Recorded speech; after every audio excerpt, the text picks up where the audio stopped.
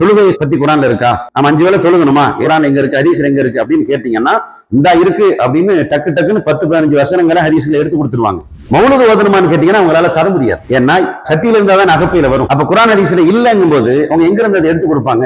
அவங்களால அந்த கேள்விகளை எதிர்கொள்ள முடியாது. கண்டிப்பாக அதனால கோபப்படுவாங்க, அவங்களை திட்டி துரத்தி விட்டுருவாங்க. நம்ம நம்பி இருக்கிற சுன்ன ஜமாத் ஜெயிச்சிருவோம், நம்ம ஆலிம்ஸா வந்து இன்ஷா அல்லாஹ் மிக சிறப்பாக பேசிடுவாங்க அப்படின்ற நம்பிக்கையில உட்கார்ந்து அதை நான் பார்க்கும்போது ரொம்ப அதிர்ச்சி என்ன அப்படின்னு சொன்னா, யார் திறமையா பேசுறாங்க, யார் திறமைசாலி, யாருக்கு அரபி நல்லா தெரியும், இதெல்லாம் நம்ம பார்க்கல. நம்ம பார்த்தது யாரிடமிருந்து குரான் வசனங்கள் ஹதீஸ்கள் வருகிறது அப்படின்னு பார்த்தா, தௌஹீத் ஜமாத்திலிருந்து நிறைய ஆதாரங்கள் அடுக்குறாங்க.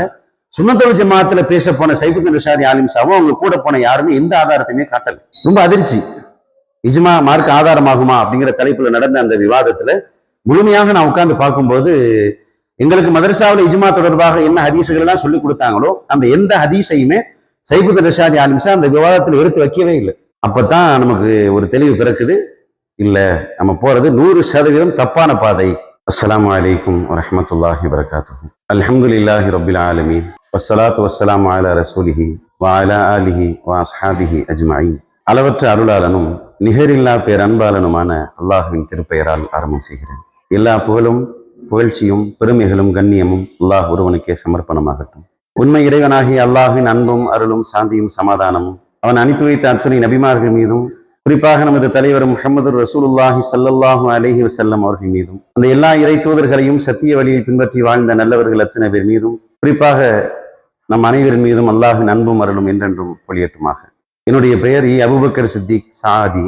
மதுரை மாவட்டம் JMS அரபிக் கல்லூரியில் ஹாஃபில் ஆலிம் பட்டங்களை பெற்றிருக்கிறேன். ஆரம்பத்திலிருந்து அங்குதான் அல்லாஹ்வின் அருளால் ஓதி முடித்தேன். ஓதி முடித்த பின்னால் சுன்னத்துல் ஜமாத் பள்ளிவாசலில் சற்றேறக்குறைய ஒரு 10 ஆண்டு காலத்திற்கு நெருக்கமாக இமாமாக பணியாற்றி இருக்கிறேன். சென்னையில் உள்ள ரெட் ஹில்ஸ் பக்கத்தில் இருக்கிற காவாங்கரை சுன்னத்துல் ஜமாத் பள்ளிவாசலில் தான் இமாமத் வாழ்க்கை ஆரம்பித்தேன்.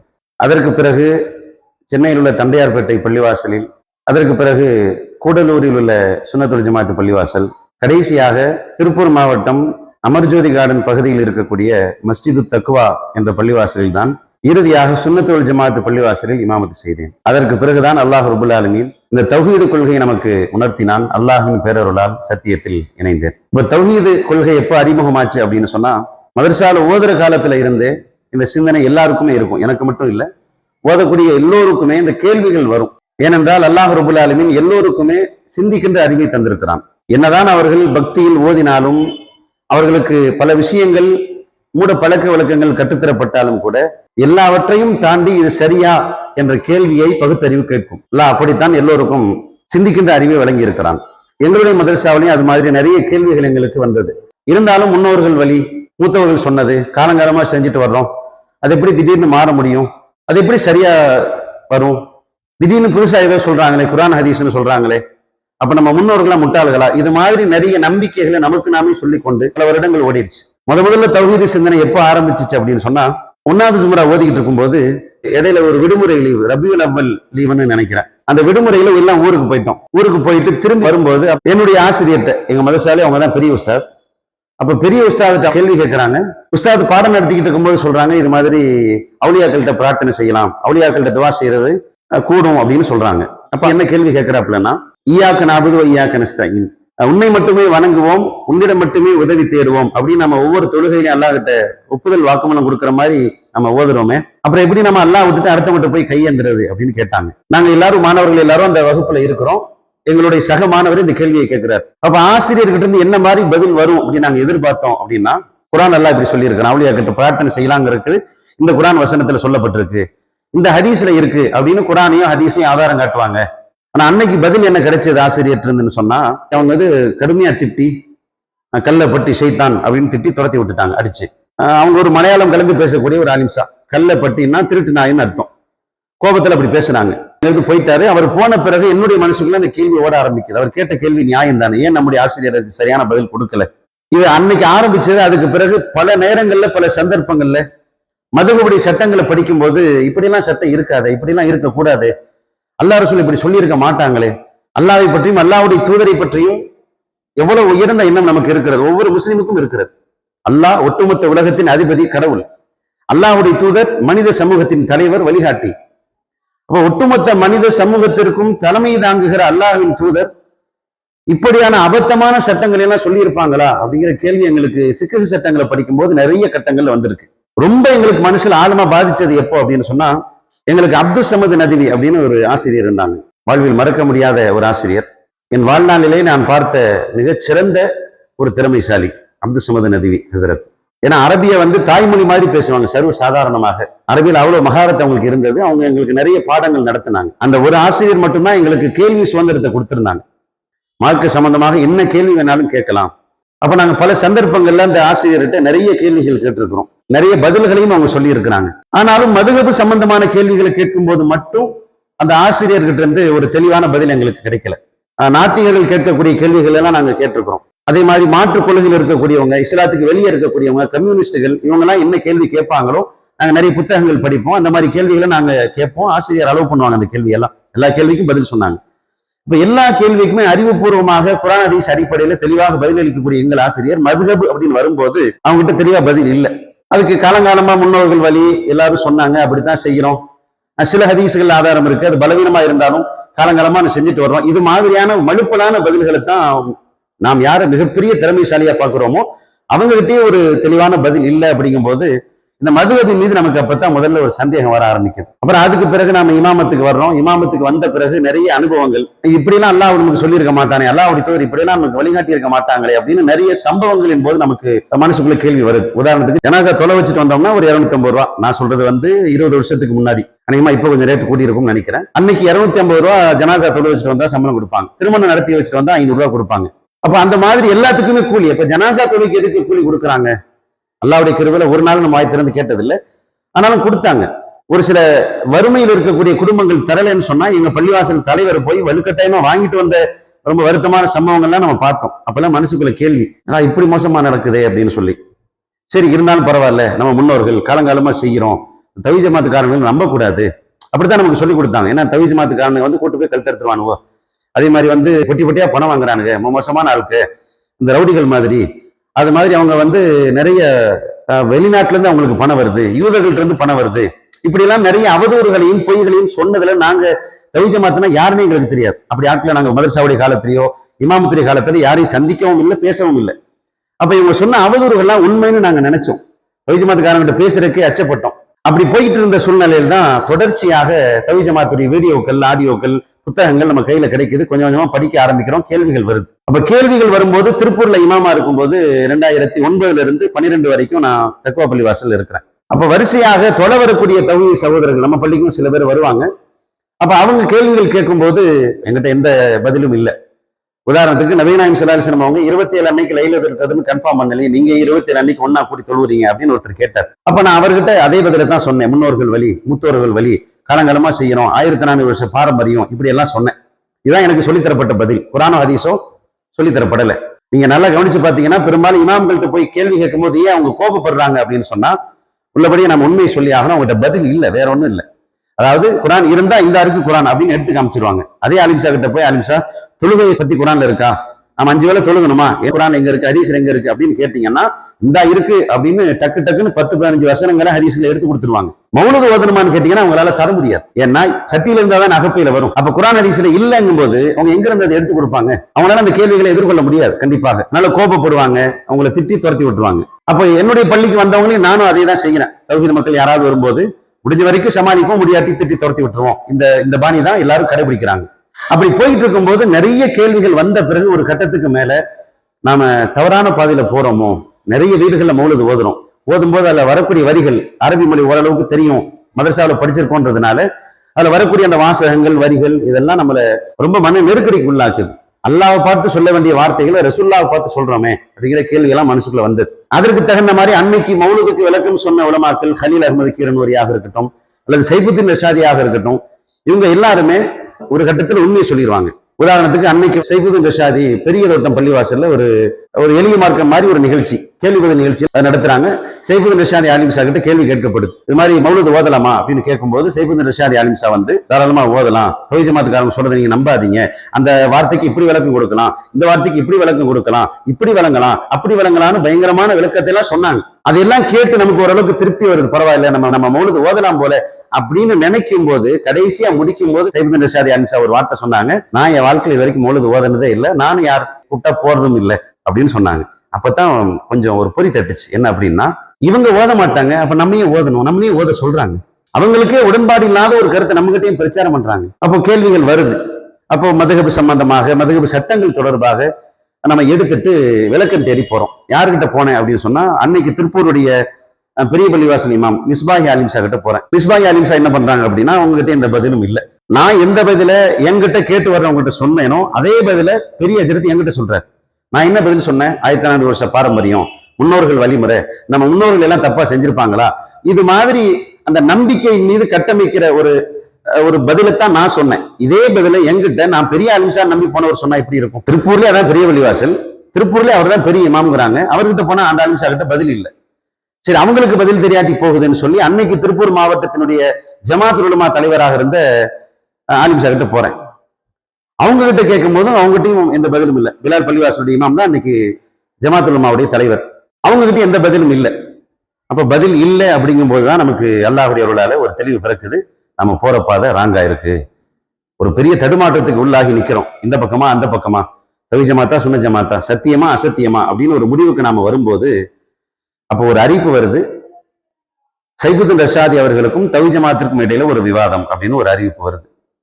உள்ளபடி அந்த அறிவிப்பை பார்த்து மிகுந்த சந்தோஷப்பட்டவர்களில் நானும் ஒருவன். ஏன்னா சைபுதீன் ரஷாதி தான் சுன்னத்துல் ஜமாத்திலேயே மிகப்பெரிய அளவுக்கு தவி ஜமாத்துக்கு பதில் கொடுத்தவர். தவி ஜமாத்திற்கு எதிராக நிறைய பயான்களை அவர் தான் பேசி இருக்கிறார். தவி ஜமாத்துடைய கேள்விகளுக்கு அவர் தான் மிக அற்புதமாக பதிலும் தந்திருக்கிறார் அப்படின்னு நாங்க நம்பினோம். அப்ப அவரோட நேருக்கு நேரா தவி ஜமாத்து களத்துல இறங்குது அப்படின்னு சொன்ன உடனே கண்டிப்பாக தவி ஜமாத் தோத்து போயிடும். அல்லாஹ்வுடைய அருளால் நாம் இவ்வளவு காலம் நம்பி இருக்கிற சுன்னத்து ஜமாத் ஜெயிச்சிரும் அப்படிங்கிற எண்ணத்தோட தான் இந்த வீடியோவை நான் பாக்குறேன். லைவ்ல போடுறாங்க, அதுக்கு பிறகு இணையதளத்துல வருது, அப்புறம் கேசட்டாவும் கிடைக்குது. அப்ப என்னுடைய பள்ளிவாசல் அறையில உட்கார்ந்து நான் அதை பாக்குறேன். பார்க்கும்போது ஒரு அதிர்ச்சி என்னன்னு சொன்னா, என்னுடைய முழு எண்ணமும் தவி ஜமாத் தோத்துரும், நீ தமிழ்நாட்டில் தவி ஜமாத்துன்னு ஒரு அமைப்பே இருக்காது, தவி ஜமாத் தன்னுடைய இறுதி காலத்தை எண்ணிக்கொண்டு இருக்கிறது அப்படிங்கிற எண்ணத்தோட தான் நம்ம நம்பி இருக்கிற சுன்ன ஜமாத் ஜெயிச்சிருவோம், நம்ம ஆலிம் ஷா இன்ஷா அல்லாஹ் மிக சிறப்பாக பேசிடுவாங்க அப்படின்ற நம்பிக்கையில உட்கார்ந்து அதை நான் பார்க்கும்போது ரொம்ப அதிர்ச்சி என்ன அப்படின்னு சொன்னா, யார் திறமையா பேசுறாங்க, யார் திறமைசாலி, யாருக்கு அரபி நல்லா தெரியும், இதெல்லாம் நம்ம பார்க்கல. நம்ம பார்த்தது யாரிடமிருந்து குர்ஆன் வசனங்கள் ஹதீஸ்கள் வருகிறது அப்படின்னு பார்த்தா, தவி ஜமாத்திலிருந்து நிறைய ஆதாரங்கள் அடுக்குறாங்க. சுன்னத்துல் ஜமாத்துல பேச போன சைபுதீன் ரஷாதி ஆலிம் ஷாவும் அவங்க கூட போன யாருமே எந்த ஆதாரத்தையுமே காட்டல. ரொம்ப அதிர்ச்சி. இஜ்மா மார்க் ஆதாரமாகுமா அப்படிங்கிற தலைப்புல நடந்த அந்த விவாதத்துல முழுமையாக நான் உட்கார்ந்து பார்க்கும்போது, எங்களுக்கு மதரசாவில் இஜ்மா தொடர்பாக என்ன ஹதீசுகள் எல்லாம் சொல்லி கொடுத்தாங்களோ அந்த எந்த ஹதீஸையுமே சைபுதீன் ரஷாதி ஆலிம் ஷா அந்த விவாதத்தில் எடுத்து வைக்கவே இல்லை. அப்பதான் நமக்கு ஒரு தெளிவு பிறக்குது, இல்ல நம்ம போறது 100% தப்பான பாதை. அதுக்கு பிறகு நம்மளே உட்கார்ந்து தேடி பார்க்கிறோம். அதுக்கு பிறகுதான் லேப்டாப் வருது, அதுல ஹதீஸ் சாஃப்ட்வேர்லாம் வருது. அப்ப ஹதீஸுடைய தரம் சம்பந்தமாக எடுத்து பார்க்கும்போது இஜ்மா சம்பந்தமாக நமக்கு சொல்லிக் கொடுக்கப்பட்ட பெரும்பாலான ஹதீஸுகள் இட்டுக்கட்டப்பட்ட செய்திகளாகவும் பலவீனமான செய்திகளாகவும் இருக்கிறது. அதனால நாம் இதுல இருக்கக்கூடாது அப்படிங்கிற முடிவுக்கு வர்றோம். அல்லாஹ்வுடைய பேரருளால் நான் இமாமாக இருந்த பள்ளிவாசல்ல அந்த ஆண்டு மௌலிது ஓத நிப்பாட்டுறேன், மௌலிது ஓத மாட்டேன் அப்படின்னு சொல்றேன். அதே மாதிரி தவி ஜமாத் கொள்கை, சத்திய கொள்கை புரிந்த பிறகு குர்ஆன் ஹதீஸ் தான் சரி, அதன் வழி நடப்பதுதான் நம்மை சொர்க்கத்தில் சேர்க்கும் என்று அல்லாஹ் நமக்கு நேர்வழி காட்டிய பிறகு சுன்னத்துல் ஜமாத் பள்ளிவாசல்ல ஒரு சில மாதங்கள் நம்மளை இருக்க விட்டாங்க. ஏன்னா நான் இந்த கொள்கைக்கு மன ரீதியா மாறிட்டேன் அப்படின்னு அவங்களுக்கு தெரியல. அந்த ஜும்மாக்கள்ல பூராமே தவி ஜமாத் என்ன பிரச்சாரம் இங்கே செய்வாங்களோ அதே பிரச்சாரத்தை அங்க செய்யறேன். அங்க வந்தவங்களும் ஆச்சரியப்பட்டாங்க, உங்களை எப்படி இன்னும் பள்ளிவாசல் நீக்காம இருக்கிறாங்க அப்படின்னு.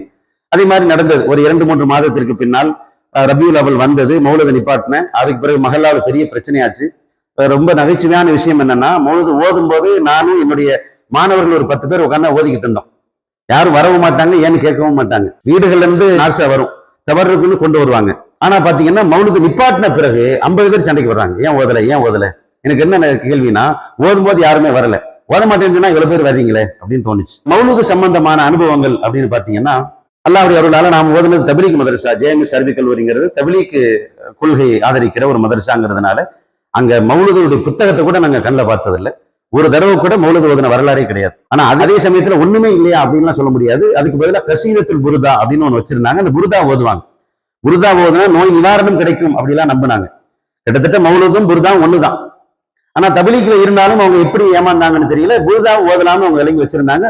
7 வருடம் நான் ஓதுனேன். 7 வருடமும் முழுக்க முழுக்க புருதா ஓதி இருக்கிறோம். ஒவ்வொரு வாரமும் புருதா ஓதுவாங்க. ஆனா மௌலூது நாங்க ஓதுனதும் இல்லை, பார்த்ததும் இல்லை. இமாமத்துக்கு வந்த பிறகுதான் இந்த மௌலூது அப்படிங்கிற புத்தகத்தையும் இதை எப்படி ஓதுறாங்க அப்படிங்கிறது தெரிய வருது. ஆரம்பத்துல கொஞ்சம் மெல்ல மெல்ல கத்துக்கிட்டு அதுக்கு பிறகு ஓத ஆரம்பிக்கிறோம்.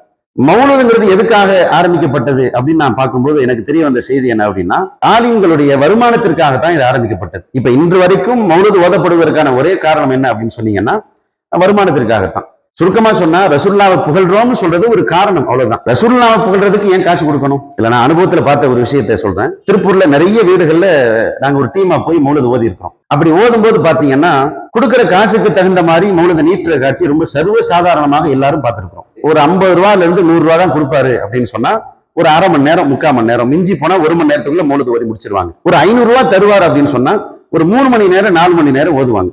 ஒரு 1000 ரூபாய் கொடுப்பாருன்னு சொன்னா அதுக்கு பேர் வெடி மௌலூது. வெடி மௌலூது அப்படின்னா இரவு முழுக்க ஓதுவாங்க. மௌலூதுங்கிறது வெறும் 13 பைத்து தான். 12 பைத்து, 13வது யா சையதி அப்படிங்கிற அந்த யா சையதி புகழ் மாலை. இந்த 13 பைத்தையும் சேர்த்து ஒரு இரவு முழுக்க கண்டிப்பா ஓத முடியாது.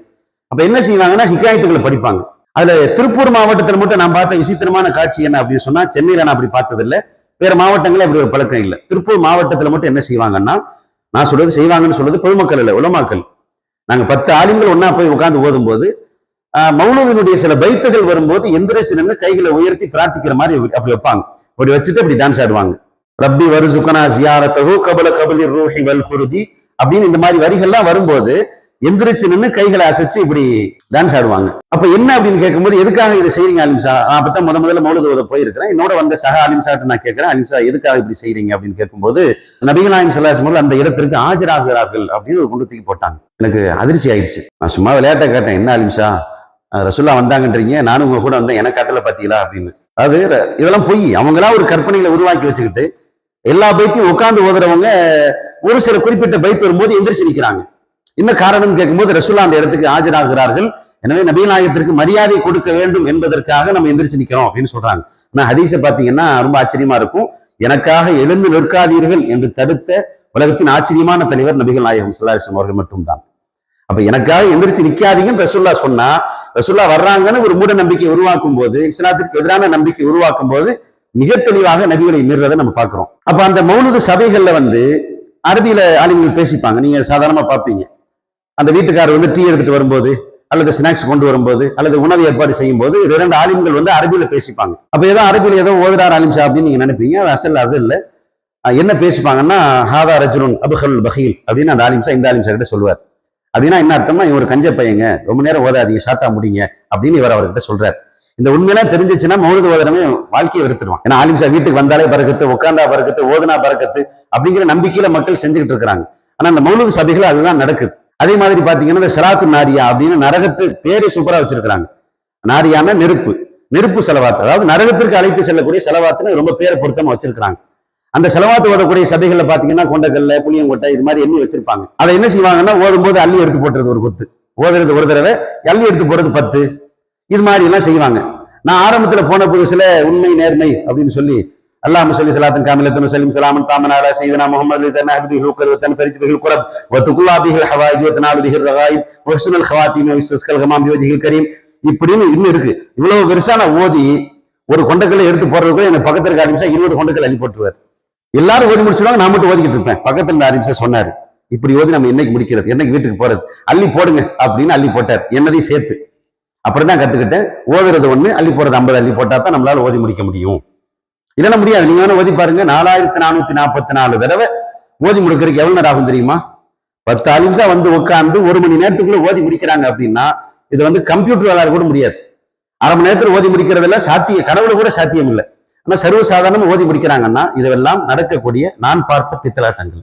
அப்ப இந்த மௌலூத் என்பது காசுக்காகத்தான் உருவாக்கப்பட்டது. இன்று வரைக்கும் வருமானத்திற்காகவே அது தொடர்ந்து நடைபெற்றுக் கொண்டிருக்கிறது. அதே போல இந்த மௌலூத் என்பது காசுக்காகத்தான் உருவாக்கப்பட்டிருக்கிறது, காசுக்காகத்தான் இன்று வரைக்கும் அது நடத்தப்பட்டு கொண்டும் இருக்கிறது. அதை நீங்க ரொம்ப சர்வசாதாரணமாக பார்க்கலாம். எந்த ஆலிமும் அவருடைய வீட்டுல மௌலூத் ஓத மாட்டார். வீடு வீடாக மௌலூத் ஓதக்கூடிய அந்த ஆலிம்சா, இந்த ஆலிம்களில் நீங்க இருக்கக்கூடிய மாவட்டத்தை எடுங்க, திருப்பூரோ கோயம்புத்தூரோ அல்லது திருநெல்வேலியோ ஏதோ ஒரு மாவட்டம், உங்கள் மாவட்டத்துல வீடு வீடாக மௌலூத் ஓதக்கூடிய ஆலிம்களில் எத்தனை பேர் அவங்க வீட்டுல உட்கார்ந்து மௌலூத் ஓதுறாங்க? வீட்டுல தொழுவாங்க, வீட்டுல குர்ஆன் ஓதுவாங்க, ஆனா மௌலூத் ஓதுவாங்களான்னு பாருங்களேன். ஓதுவாங்க, அரிதினும் அரிதாக சில பேர். 90% ஆலிம்கள் தங்களுடைய வீடுகளில் மௌலிது ஓதுவதில்லை. அப்ப என்ன காரணம்? வீட்டுல ஓதுனா காசு கிடைக்காது, வெளியே ஓதுனா காசு கிடைக்கும். அப்ப வருமானத்திற்காகத்தான் இது உருவாக்கப்பட்டது. மௌலிது சம்பந்தமாக ஒரு சில வரிகளை சொல்லி நான் முடிச்சிடுறேன். காலமா சொன்னாங்க அப்படின்னு சொல்லி நாம நம்புறதை விட மௌலிதை எடுத்து வாசிச்சு பாருங்க. அது அல்லாஹ்வுக்கு இணை கற்பிக்கக்கூடிய எவ்வளவு வரிகள் இருக்கிறது, எவ்வளவு பயங்கரமாக அது இருக்கிறது. ரசூலுல்லாஹ்வின் காலத்தில் இல்லாத, சஹாபாக்கள் ஓதாத, யார் எழுதியது என்றே தெரியாத ஒரு புத்தகத்தை, அதிலும் இணை கற்பிக்கிற வரிகள், அல்லாஹ் மீது, அல்லாஹ்வுடைய தூதர் மீது, மலக்குகள் மீது பொய் சொல்லி எழுதி வைத்திருக்கிற எக்கச்சக்கமான பொய்கள் இருக்கிறது. அப்படி எழுதி வைத்திருக்கிற ஒரு புத்தகத்தை படித்து நம்ம சொர்க்கத்துக்கு போமான்னு யோசிச்சு பாருங்க.